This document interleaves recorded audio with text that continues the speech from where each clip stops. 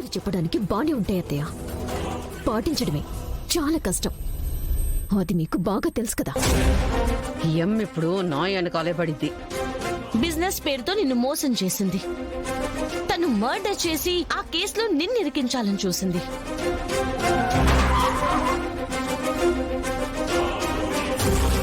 ఈ ఇంటి పరువుని మీడియాలో పెట్టింది. ఎంత చేసిన ఇంద్రాణిని మళ్ళీ కలవడానికి ఇంటికి రమ్మని చెప్పావా? అప్పుడు మోసపోవడం నీ తప్పైతే ఈసారి మళ్ళీ మోసపోవడం నీ మూర్ఖత్వం నిషి. అసలు ఇంద్రాణిని ఎందుకు కలవాలనుకున్నావు నిషి? ఎందుకు ఇంటికి రమ్మని చెప్పావు? అడుగుతుంటే చెప్పవేంటమ్మా, చెప్పు. వదిన మావయ్య గారు మాట్లాడుతుంది నీతోనే నిషి.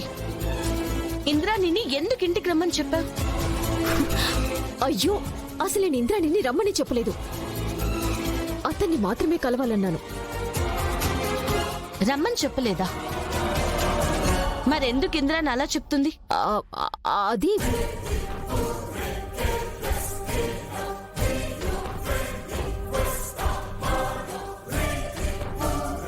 అడుగుతుంది నిన్నే, చెప్పు నిషి.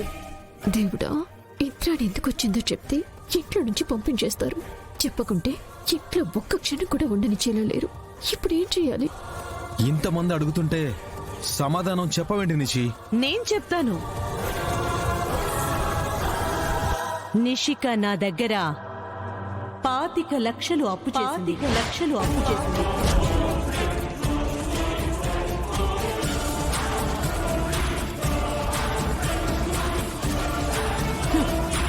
వారంలో ఇస్తానని చెప్పింది, ఇవ్వలేదు. ఆ డబ్బులు తీసుకోవడానికే నేనొచ్చాను. ఏంటి, నిషిక నీ దగ్గర అప్పు చేసిందా? నా కోడలికి అంత కర్మేం పట్టలేదు.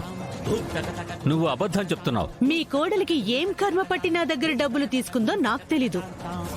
ఇంట్లో ఫంక్షన్ ఉంది, అర్జెంటుగా బంగారం కొనాలని నా దగ్గర డబ్బులు తీసుకుంది. చెల్లికి గిఫ్ట్ ఎలా ఇవ్వాలో నాకు బాగా తెలుసా.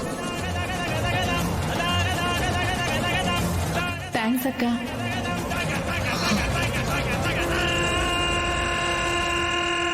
నేను చెప్పింది అబద్ధమైతే మీ కోడల్ని అడగండి, కోడలి పక్కనున్న కొడుకుని కూడా అడగండి.